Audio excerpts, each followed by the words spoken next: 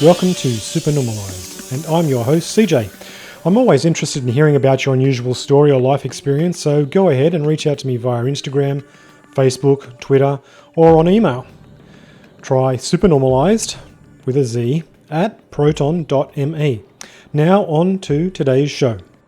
Thank you for listening again. We're in 2023 and I wish to apologise for the break that I've had. I've been very busy with just general life, and everyone that I tried to get online to have a chat was also very busy. So that leads me to the position of bring my own stories to life. And so tonight I have for you, or today I have for you, depending on what time you're listening to this, this one's an episode which is about my last, what I would call alien abduction sequence that happened to me, and I think it was around about 2013 at the time. It was quite an event and went for quite a period of time and started off rather dramatically, and you'll hear that in the story tonight.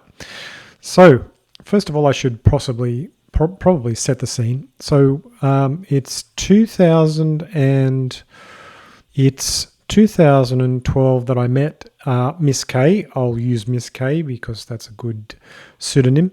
She is a psychic and she's quite an interesting lady, and we met and we're getting on very well. We moved in together, and when we moved in together, I started to learn a lot more about Miss K, and we found a place which was quite remote.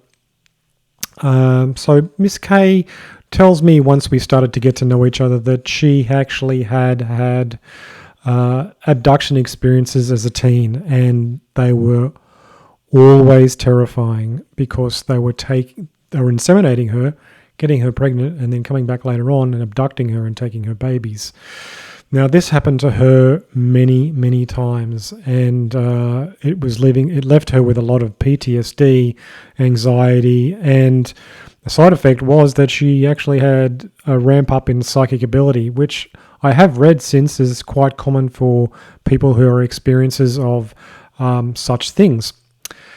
So that made me think, well, she's quite an interesting character, and we were getting on quite well. We decided to move in together, as I said, and we chose a remote location because we wanted to have one peace of mind and be in nature. She could do her work online, and so could I. So we figured that we'd go to a place in northern New South Wales called Huonbrook, which is around about 45 minutes outside of Mullumbimby, northern New South Wales, which is quite a hippie sort of town. And the house that we were able to rent was actually a beautiful wooden house in Huonbrook in a road called Mill Road. I won't say the number in case people go and have a look. But it was in a very good position that got good light, and there was quite a lot of space in the yard, and it felt like a really nice place to be, right on the edge of a creek that was running through the property, and there was a big cliff face which was a couple of 100 meters away that went up with trees growing all over it. Very beautiful to look out on. And then on another side of us was basically the ridge, and you could not see any neighbours. Occasionally you could hear them, but it was, quite remote sort of area. So it was beautifully peaceful, and so rich to be there, and so rich to be in nature. And the feeling of being there was exhilarating, because basically it was literally in a forest. And I did have some other friends locally in the area that I knew of that lived.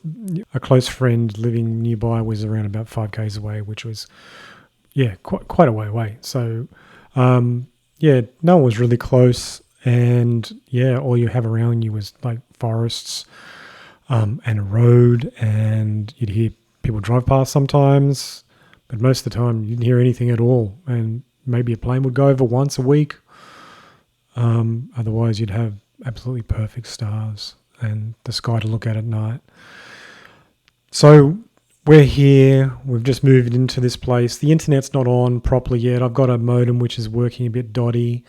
And it's late one afternoon and we're just sitting there talking, and the modem's gone out again. I just said to Miss K, and she's laying on the lounge, which is across the other side of the room. So it's a big open room, and in one corner is a lounge with a coffee table and a bookcase, and then there's a set of outward opening doors to the rear balcony, and in the other corner is my little office space, which has a table with a chair and my computer laptop and all my tech sort of stuff, a professional camera and professional microphone, which I could use because I really like doing photography at that stage, and I also like recording things. So you could say I was well prepared for things in some ways, but that doesn't seem to matter as you learn later on.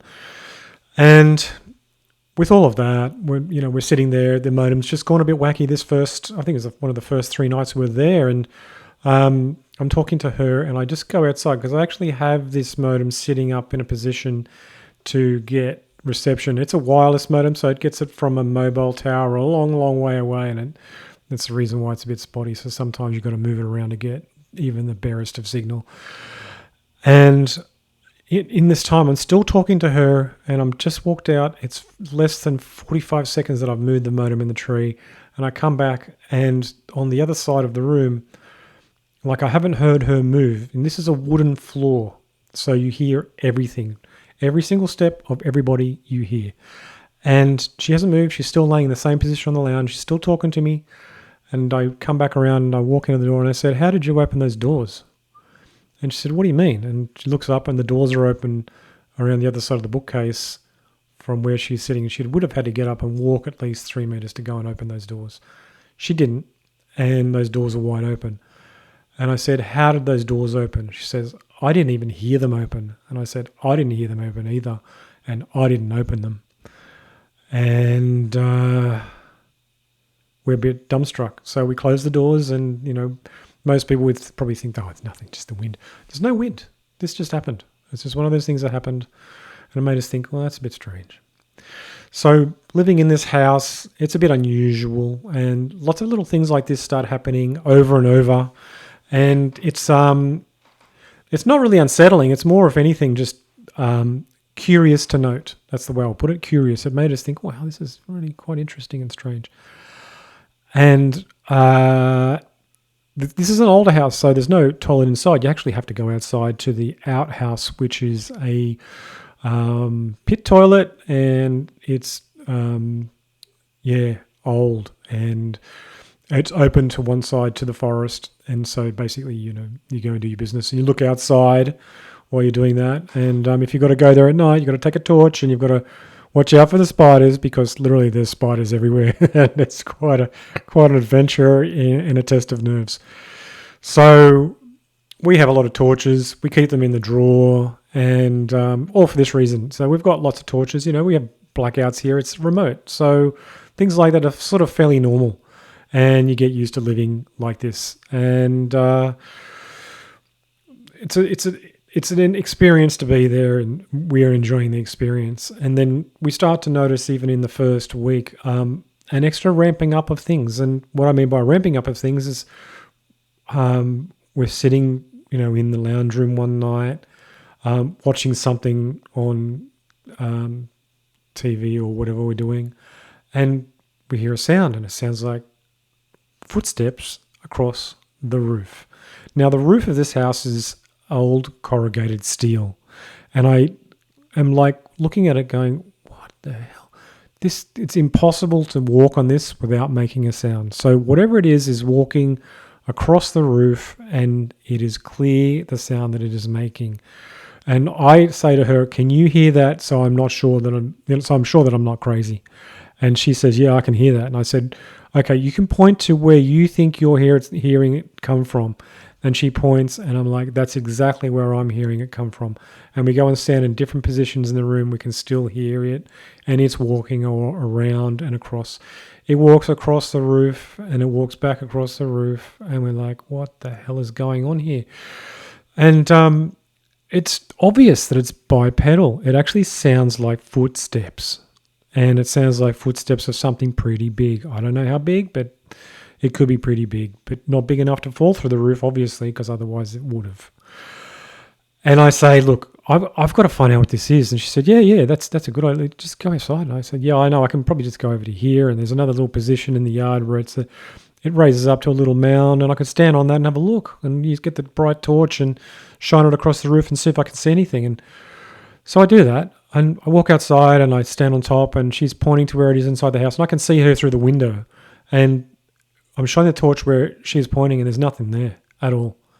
And I can see the whole roof, and I can shine a light across the roof on the outside and see that there is nothing there to be seen at all. So whatever's happening is not happening directly in this dimension, and or it is happening in this dimension. We just don't have the visual receptors to be able to pick it up. I go inside, tell her, and she's like, well, I don't know what to do. And I said, I don't know either, but it doesn't seem threatening. It's just happening. And she said, yeah, well, we just have to live with it, whatever it is. And that's just one of the things that happens there. I did note that the yard had a lot of crystalline sort of elements in it. So it was like the yard was strewn with quartz and pieces of quartz and shattered quartz and ground and powdered sort of quartz and clay as well. So it's pretty clay and quartzy, and it's like it's a wash that's come down from the side of the hill over time. And so it does rain here a lot in this area, and I'm guessing that's just, erosion happening over time of the big pinnacle, which is just there, right there in front of us almost. Now that didn't seem significant to me at the time, but it did later on when I learned more about how that sort of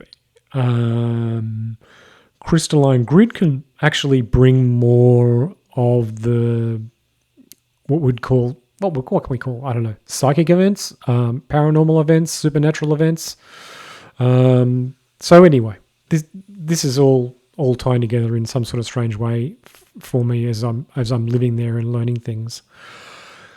Another part of the story of living there was hearing in the yard lots of little beings running around, and I caught a few times with the torch wallabies, little beautiful wallabies running around, and they were basically just having a good time, and we weren't a threat, so they were coming close to the house and doing their thing and picking through the grass and finding grass seeds and things to eat and just being wallabies. But there was more than wallabies.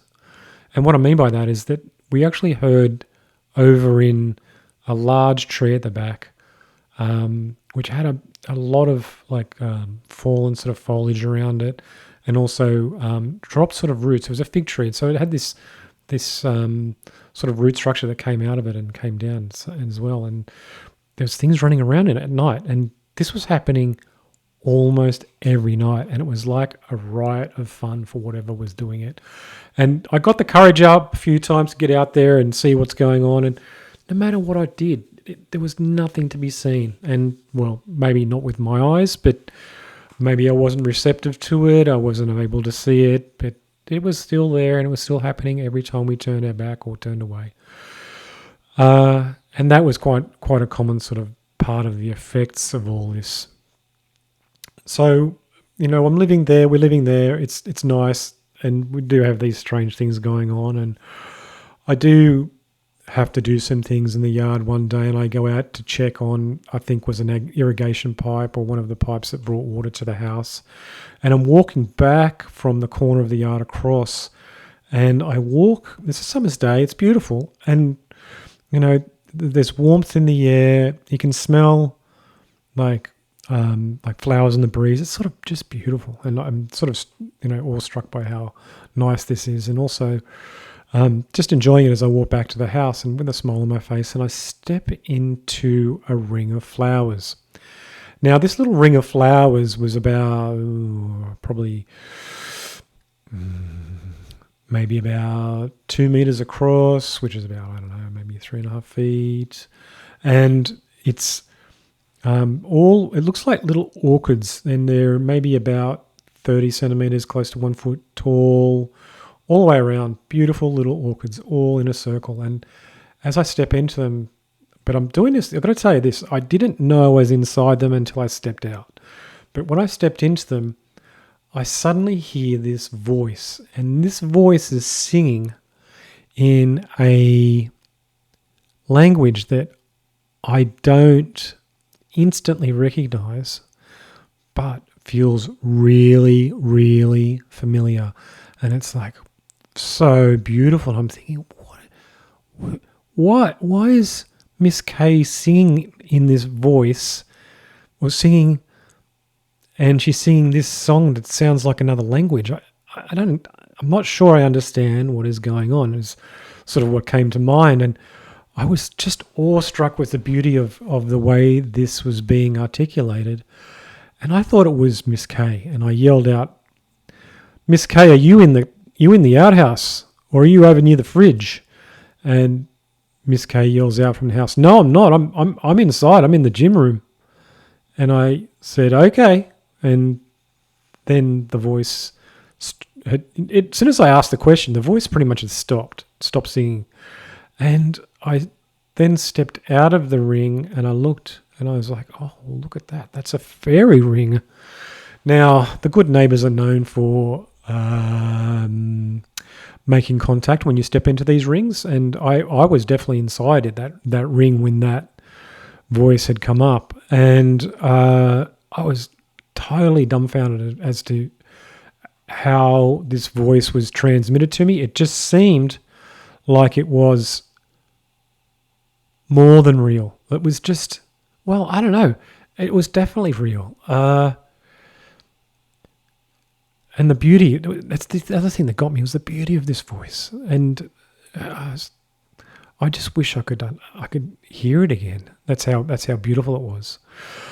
So, yeah, these things are happening, and it seems quite normal for these things to be happening. And we have on the other back deck, we had a day, they call them a day bed, and it's like a lounge that has a nice thick cushion on it, and we covered with sheets and stuff just to make it even more comfy for laying on. And it was directly outside the main bedroom window.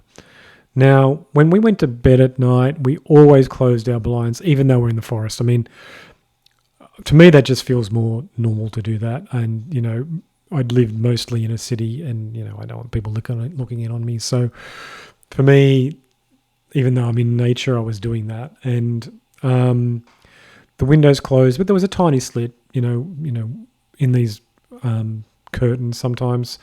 And I had a feeling of being watched, quite a number of times there. But then I did notice one time that I had that feeling, and the next morning I went out to check on the daybed, and on the daybed there was footprints.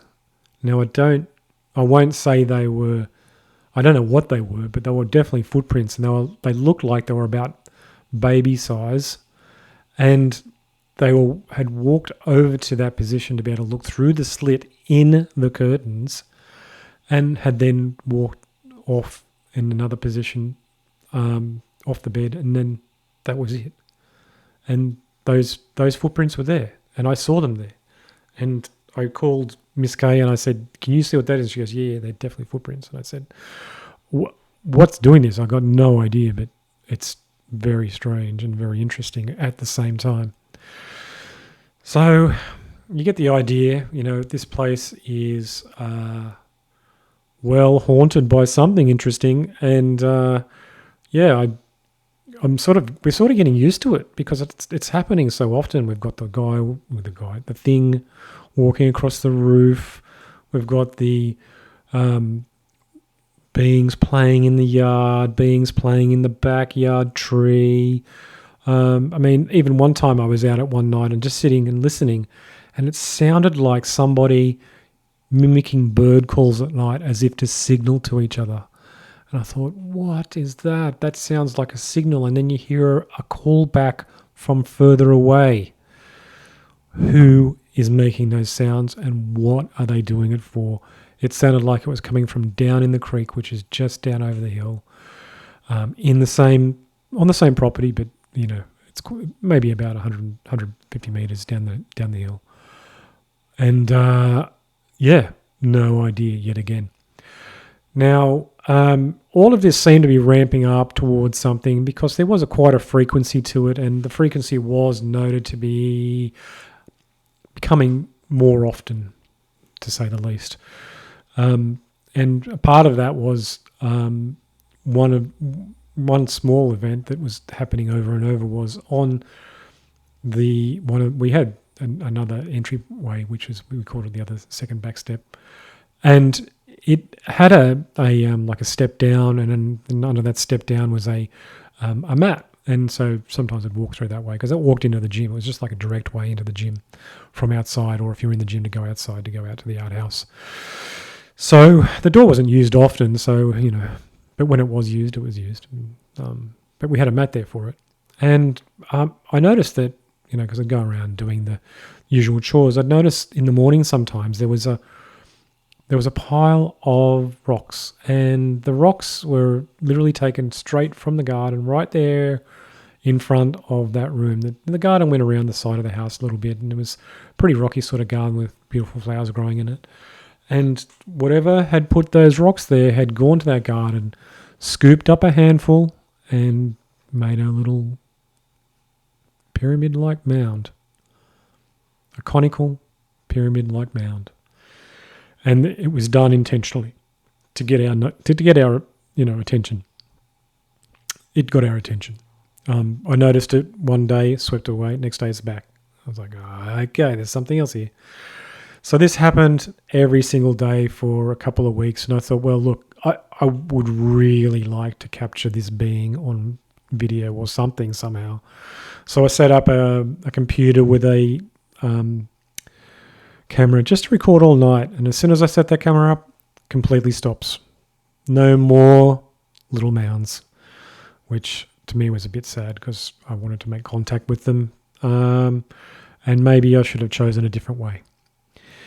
So all of this is happening, and it's quite frequent, and it's always happening. And I share custody of my daughter, and I'll call her Miss A. And at this stage, she is 5-6 years old. Wait a minute, no, she's a bit older. Oh yeah, no, she's about 6-7. That's right. Yeah, 6-7 years old. And maybe 5-6. Yeah, 5-6 makes more sense. Yes, so 5-6 years old. And I have her over one weekend, and when she stays over the weekend, I used to make a nest with her out of these really big, thick, furry blankets that she loved it. She called it the nest. So I'd make a nest out of these blankets, and she liked sleeping on the lounge because it was super, super squishy. So I'd make a nest that she could curl up in and sleep in the lounge room, and that was just, from, the main bedroom to that lounge room for this house, because it wasn't so big, 10 steps. Through a doorway and right there. So, I'd sleep with the door open, obviously, so I could hear her in case she needed me. And this one night we all went to bed maybe about 10 p.m. and fall asleep quite easily as usual. And at 1 a.m., I'm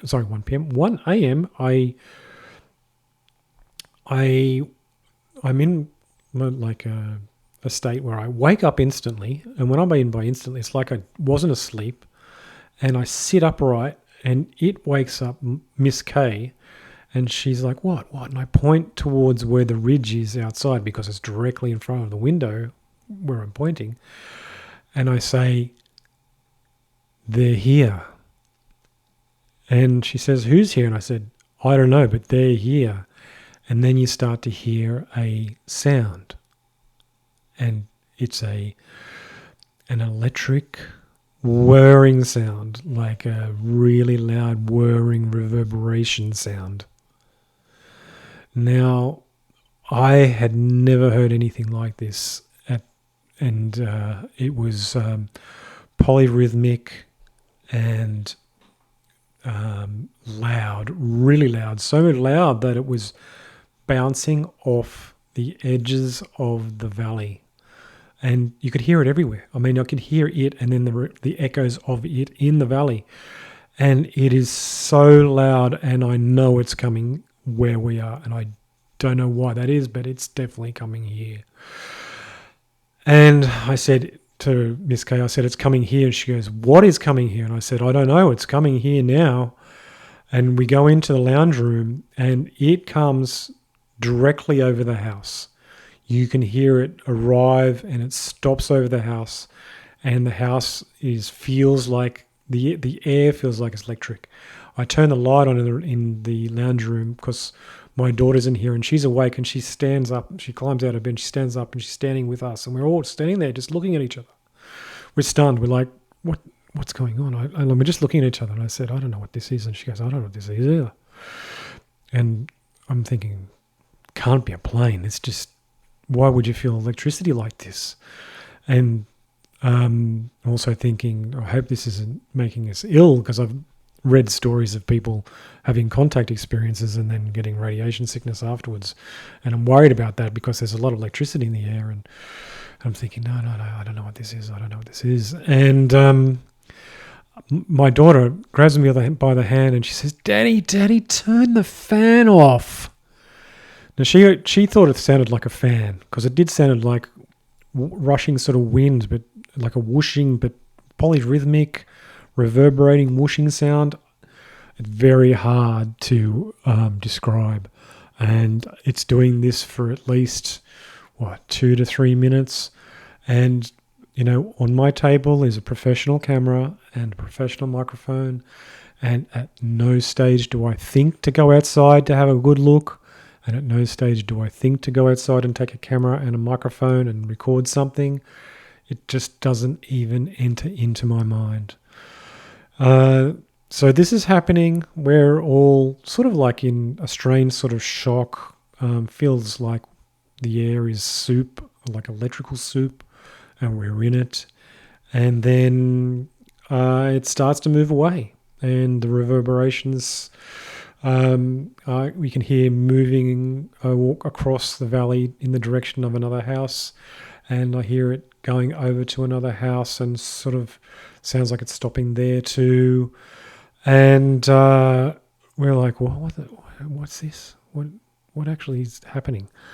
And I say, well, it looks like it's over, whatever it is. And Amma says, I'm going to bed. And she goes to bed, and I tuck her in, and Miss Kay and I go to bed, and we don't even talk about it, and we just go to sleep straight away, which is really, really strange. It's like, why didn't we sit down and analyze that? Why didn't even we talk about it? And it's just odd the reaction, and odd the way it turned out.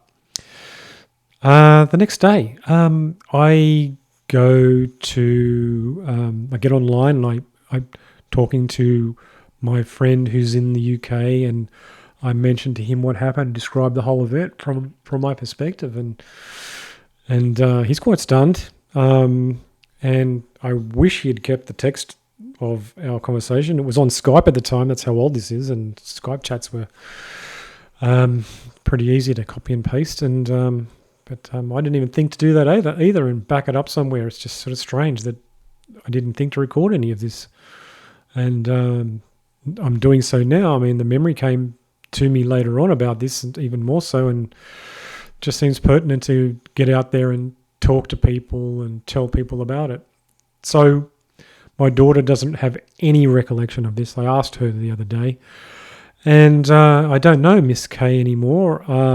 We moved on different paths, and we have no communications.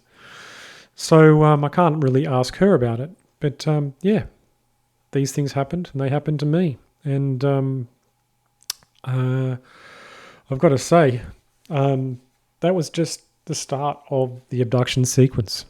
Now, A couple of days later after this experience, I was in town and I was in a shop and I ran into one of my neighbours that lives around about 5 k's away. And I know that the loudness of this thing uh, would have woken up the whole valley. If there's no way you could slip through that. It was that loud.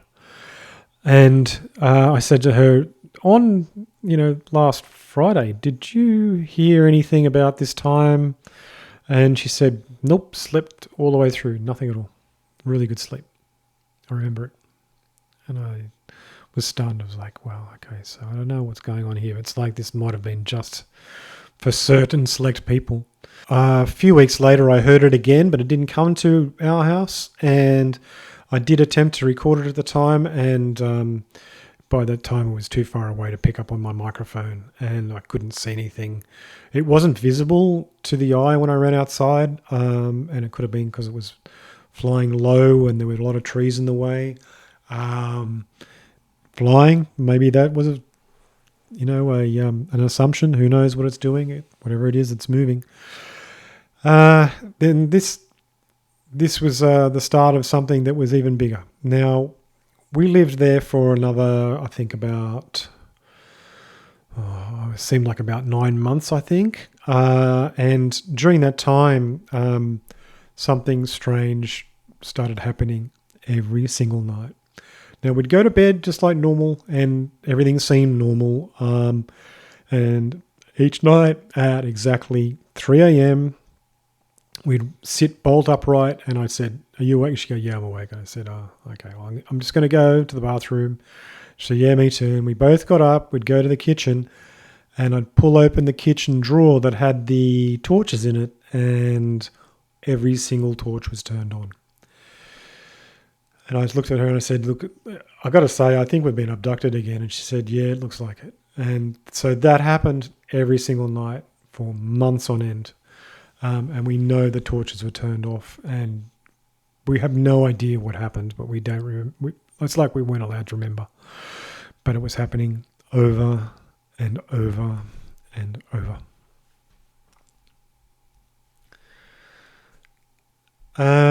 So we thought, we actually got a bit tired of the abduction sequences and decided to move away. And we found a place in a town called Alstonville, which is a lot of people go there to retire because it's really beautiful countryside and, it's nice rolling hills and it's just beautiful and scenic with lots of cows and horses and macadamia farms. And we found a nice place, moved in there, and within a couple of, what would you say, maybe a couple of weeks, I had this dream. And in this dream, I'm outside and I'm looking up and it's late afternoon and there's a craft in the sky which is so large that it covers almost the entire sky and I can see it behind the clouds as it moves forwards towards me. And I woke up from that dream with my nose beeping and I can see a light with my eye, my left eye looking towards my nose as I woke up with a red light that was beeping in my nose. I was totally in shock by this and sat up really quickly and stuck my finger right up my nose to see if I could touch whatever it was to turn it off. I was like, gotta turn it off. What's going on? And it beep, beep, beep, beep. And it was like, woke up and went, it disappeared. It stopped. It literally just stopped. And I was like, oh, okay, so that's not beeping now. That's good. What the fuck was that? Why is this happening? And Miss K woke up and said, you all right? And I explained what happened to her and she said, yeah, that's really strange. And then she looked at something on my chest and she noticed this line. She pointed it out and she said, look at this. And from my collarbone on the right side of my body all the way down to my left groin was a line, like a cat scratch. And it looked like a line that was very thin with little beads of blood all the way down to my groin. and it didn't hurt, couldn't feel anything at all. You could run your fingers over it and feel the little beads. And again, I did not think at all to take a photo of it. It's like I'm erased from the concepts that could prove any of this. I'm erased from the capturing of it, except for in memory. And even then, I have no idea how many memories have been erased. That was the end of my last abduction sequence. And to this day, there has not been any more, which doesn't mean it's not going to happen again, because sometimes these things happen in waves, as I've read with other people's experiences. So that's the show for today. Hopefully you've enjoyed my talk about my abduction sequence, and I'd be very eager in talking to you if you've had an abduction sequence or any sort of paranormal experience that you'd like to share with the public. You can do so anonymously, and if you're afraid of being recognized, we can even do a voice modulation on your voice so then people don't have any idea who you are, and use a pseudonym. That way you're protected, but you can still get your experience off your chest. If you'd like to do so, please contact me at supernormalized@proton.me. That's supernormalized with a Z at proton.me for email. Otherwise, you can hit me up on Instagram at supernormalized or on Facebook at supernormalized as well. Just search for Supernormalized Podcast on both apps. And you can even find me on Twitter and contact me through there too. And I'd love to talk to you. So hopefully you have a good day, morning, night, wherever you are. And thanks very much for listening. And I look forward to having you back again soon. Bye for now.